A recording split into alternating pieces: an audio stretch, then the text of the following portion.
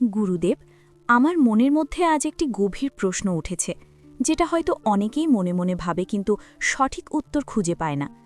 আমরা প্রায়ই দেখি যে কোনো মানুষের মিষ্টি হাসি, তার সুন্দর কথাবার্তা আমাদের মনের মধ্যে এমন একটি ভরসা এবং আকর্ষণ তৈরি করে যে আমরা তাকে সহজেই বিশ্বাস করে ফেলি।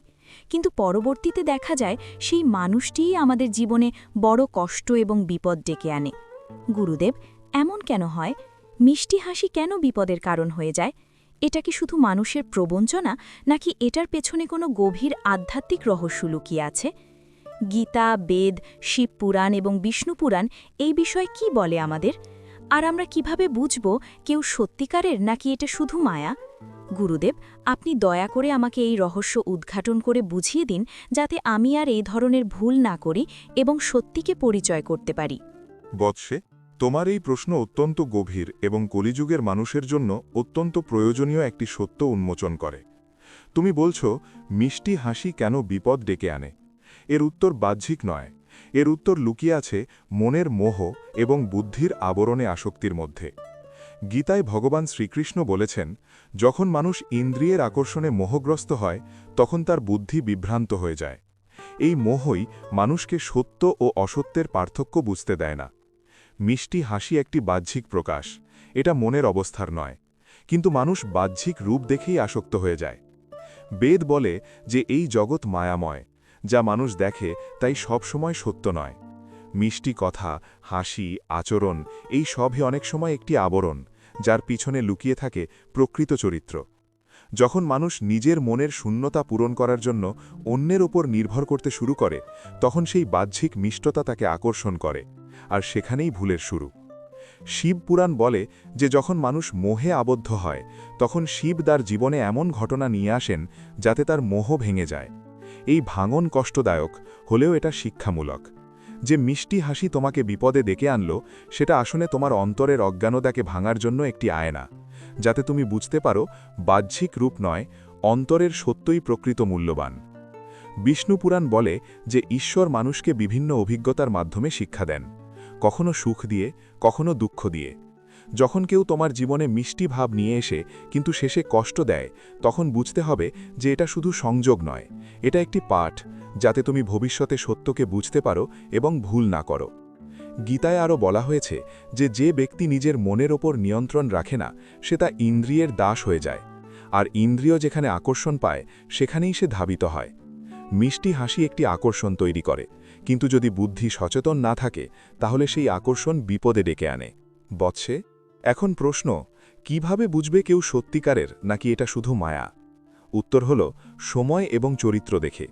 যে ব্যক্তি কথায় মিষ্টি কিন্তু কর্মে ভিন্ন, সেটা মায়া। যে ব্যক্তি কর্মেও সত্য, আচরণেও সৎ, সেটাই প্রকৃত। আরেকটি গভীর কথা মনে রেখো, সত্যিকারের মানুষ কখনো তোমাকে মোহে আবদ্ধ করবে না, সে তোমাকে শান্তি দেবে, স্বাধীনতা দেবে। আর যে তোমাকে অতিরিক্তভাবে আকর্ষণ করে, তোমাকে নিজের উপর নির্ভরশীল করে তোলে, সেখানেই মোহ লুকিয়ে থাকে। বৎসে, মিষ্টি হাসি খারাপ নয়, কিন্তু মোহ খারাপ। হাসিকে বুঝতে হবে বুদ্ধি দিয়ে, নয়তো হৃদয় দিয়ে। যখন তুমি বুদ্ধির সাথে হৃদয়কে সামঞ্জস্য করবে, তখন তুমি আর ভুল করবে না। যা দেখো তা সবসময় সত্য নয়, যা হাসি তা সবসময় আনন্দ নয়। জীবনের আসল সত্য লুকিয়ে আছে অন্তরের চরিত্রে এবং কর্মের মধ্যে। তাই বাহ্যিক মিষ্টতায় মুগ্ধ হও না, অন্তরের সত্যকে খোঁজো। যেদিন তুমি সত্য চেনা শিখবে, সেদিন কোনো মায়া তোমাকে বিপদে ডেকে আনতে পারবে না। গুরুদেব, আপনার কথাগুলো আমার হৃদয়ের ভিতরে এক অদ্ভুত আলো জ্বালিয়েছে, কিন্তু আমার মন এখনও একটি প্রশ্নে আটকে আছে। আপনি বললেন যে সত্যিকারের সম্পর্ক আত্মার সংযোগের ওপর নির্ভর করে, কিন্তু আমরা কিভাবে বুঝব যে এই যে মানুষটা আমার জীবনে এসেছে, সে তাই সেই আত্মার সঙ্গী, নাকি এটা শুধুমাত্র একটা পরীক্ষা?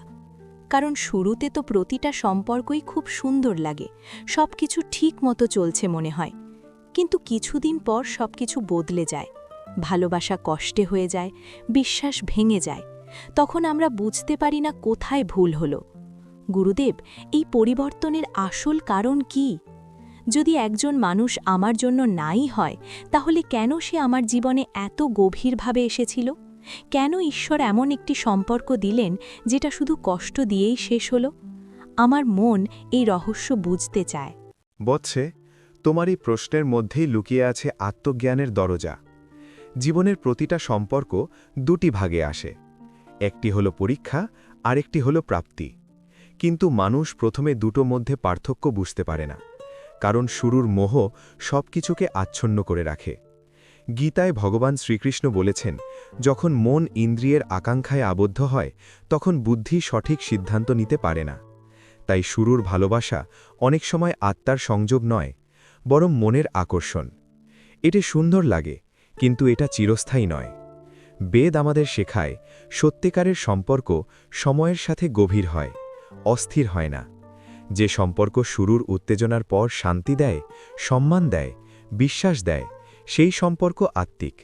আর যে সম্পর্ক সময়ের সাথে অস্থিরতা বাড়ায়, ভয় যায়, কষ্ট দেয়, সেটা শুধু পরীক্ষা। শিবপুরাণ বলে যে ঈশ্বর মানুষকে পরীক্ষার মাধ্যমেই শুদ্ধ করেন। যে সম্পর্ক তোমার অহংকার ভেঙে দেয়, তোমাকে নিজের ভুল দেখায়, তোমাকে শক্ত করে তোলে, সেটা শাস্তি নয়, এটা শিবের অনুগ্রহ। কারণ এই ভাঙনের মাধ্যমেই তুমি নতুন করে গড়ে ওঠো। বিষ্ণুপুরাণ একটি গভীর কথা বলে যে ঈশ্বর কখনো কারোর থেকে কিছু কেড়ে নেন না কারণ ছাড়াই। যখন কিছু চলে যায় তখন তা বুঝতে হবে যে সেটা তোমার পথের জন্য উপযুক্ত ছিল না, আর যেটা তোমার জন্য নির্ধারিত সেটা কখনো তোমার থেকে দূরে হবেই না। বৎসে, এখন তোমার প্রশ্ন, কেন ঈশ্বর এমন সম্পর্ক দেন যেটা শুধু কষ্ট দেয়? উত্তর হল, ঈশ্বর কষ্ট দেন না, তিনি জাগিয়ে তোলেন। মানুষ ঘুমিয়ে থাকে মোহের মধ্যে, আর যখন ভাঙন আসে তখন তার চোখ খুলে যায়। সে বুঝতে শুরু করে কোনটা সত্য, কোনটা মিথ্যা। যেমন অন্ধকার না থাকলে আলোকের মূল্য বোঝা যায় না, তেমনি কষ্ট না থাকলে সত্যিকারের ভালোবাসার মূল্য বোঝা যায় না। গীতায় আরও বলা হয়েছে যে ব্যক্তি সুখ দুঃখ উভয়কেই সমানভাবে গ্রহণ করতে পারে সেই আসলে জ্ঞানী। তাই তুমি কষ্টকে পালিয়ে যেও না, তাকে বুঝতে শেখো, কারণ এই কষ্টই তো তোমাকে সঠিক মানুষ চিনতে শেখাবে।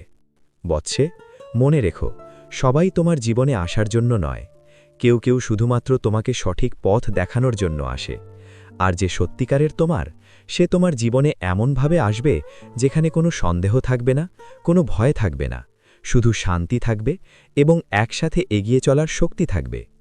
জীবনে যে ভালোবাসা তোমার কাছে আসে তাকে সম্মান করো, আর যে চলে যায় তাকে ছেড়ে দিতে শিখো, কারণ জোর করে ধরে রাখা কোনো সম্পর্ক কখনো শান্তি দেয় না। মনে রেখো, যা সত্যিকারের তোমার তা কোনোদিন তোমাকে ছেড়ে যাবে না, আর যা তোমার নয় তাকে ধরে রাখতে গেলে শুধু কষ্টই বাড়বে। তাই ভয় নয়, বিশ্বাস রাখো, ঈশ্বর তোমার জন্য যা ঠিক করেছেন সেটাই একদিন তোমার জীবনে আসবেই, আর সেই ভালোবাসাই তোমাকে শান্তি, সম্মান আর পূর্ণতা দেবে।